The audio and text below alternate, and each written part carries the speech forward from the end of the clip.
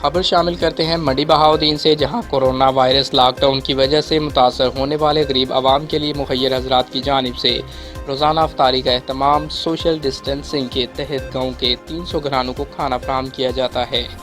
मंडी Bahauddin corona virus के बायस बेरोज़गार होने वाले और गरीब अफराद की मुश्किलात के पेश नज़र मंडी बहाउद्दीन के इलाका भिक्की शरीफ में जमात जलालिया के ज़ेर एहतमाम 2000 से ज़ायद अफराद के लिए रोज़ाना अफ्तारी का एहतमाम किया जाता है।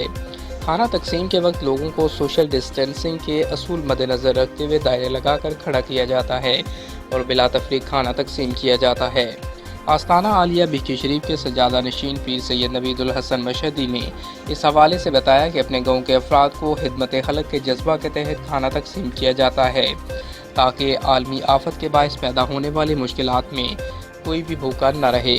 एक फर्द को ही घर के तमाम अफराद का खाना दिया जाता है ताकि सबको इंतज़ार की सहमत से न गुजरना पड़े।